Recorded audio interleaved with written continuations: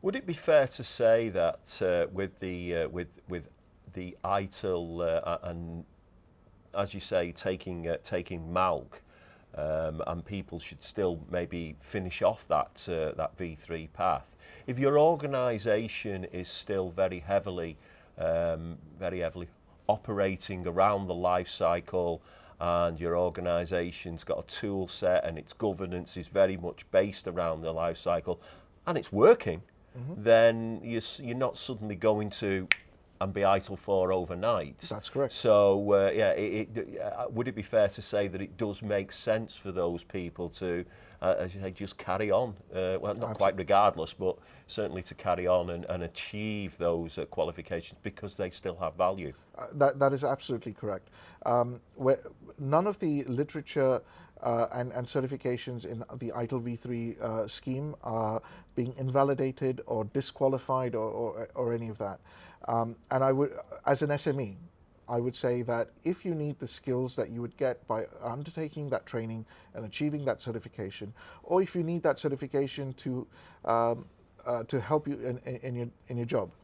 For example, I was a career consultant before I joined AXELOS, and certainly achieving that distinction of ITIL expert helped me or helped my advice carry more weight when I was talking to customers, presenting at conferences. Essentially, it was a certification that helped me do my job better. And I would argue as an SME that if a certification helps you do your job better, why are you waiting? Why are you wasting the potential opportunity that you have in front of you for the next 12 to 18 months as you slowly migrate across into the ITIL 4 world? So I'm kind of going to focus now on the practices, and 34 if I'm correct in saying, and the plan for the practices. I mean, I've been lucky enough that the guys of AXELOS have actually asked me to get involved in authoring one or two of them, which kind of ruined my Christmas.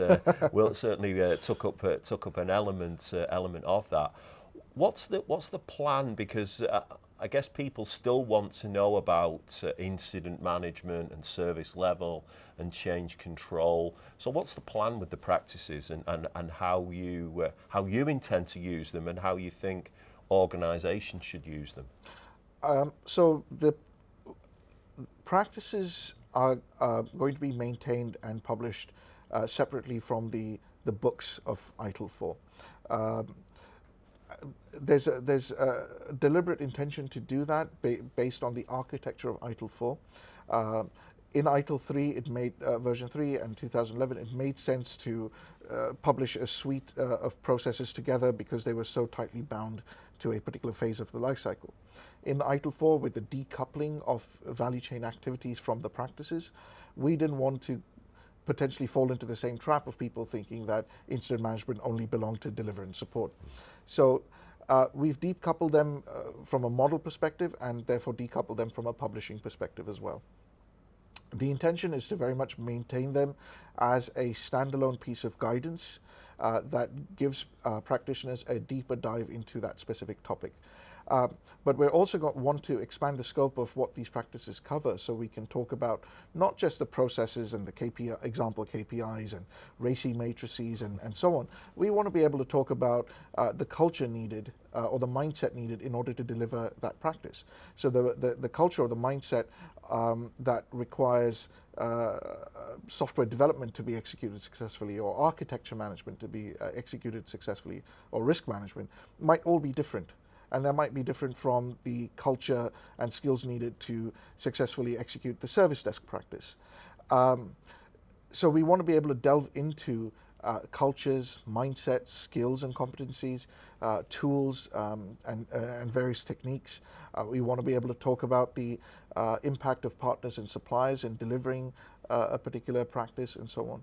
So we've also taken the opportunity on expanding the scope of these practices where perhaps they might have been a bit light on certain details in the V3 guidance. Those practices, I believe, will be made available through My ITIL. And as we're ready to publish them, we will be releasing more information on how people can access these practices and consume them as well.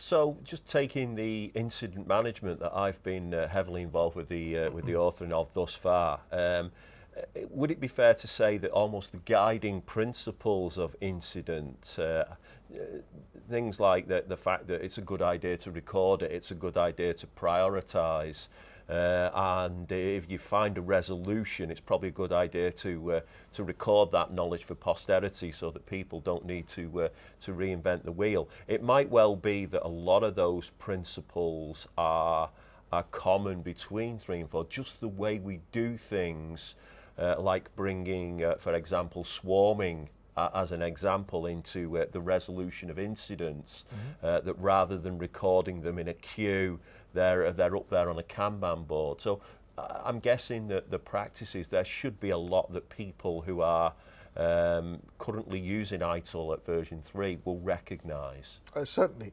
I've said this many times before at various forums and venues. The literature and the guidance that we have in ITIL v3 is suddenly not magically overnight disqualified or evil or irrelevant or any of that sort of thing. There's a lot of goodness in ITIL v3 that we're looking to pull forward.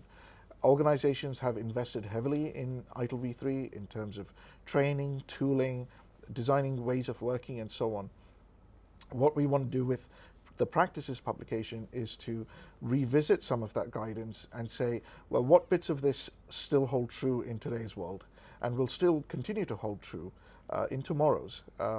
Maybe not day afters, but we want to continue to evolve these practices. And part of that is going back to guiding principles, start where you are. We have a lot of goodness in ITIL v3. We understand what we can pull forward. Equally, we identify what needs to be refreshed or changed completely or removed entirely.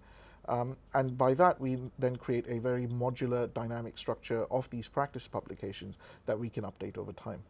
It will be interesting to see. You mentioned evil. It will be interesting to see what happens to the change advisory board when we get through that. My final question is, where do you see ITIL being in sort of 2, 3, 4, 5 years' time? Or are we not even we're not even there thinking about that yet? I think ITIL will continue to evolve. It needs to. We talked earlier about new ways of working emerging, new technologies constantly disrupting the way organizations build and deliver services, or how organizations communicate with their customers, which in turn impacts, again, how they choose to organize their work and execute their work. That's not going to stop. We're talking about being in the middle of the fourth industrial revolution, or on the cusp of the fourth industrial revolution. I'm sure there will be a fifth industrial revolution that comes along. ITIL needs to reflect best practice. Best practice does not stay static. And my vision, or AXELOS's vision, is that ITIL will continue to update itself to reflect what the current state of best practice is in service management. Okay, with that, thank you very much, Akshay, for taking the time to talk to us. It's always a pleasure, Brian. And good luck with the rest of ITIL 4. Thank you very much.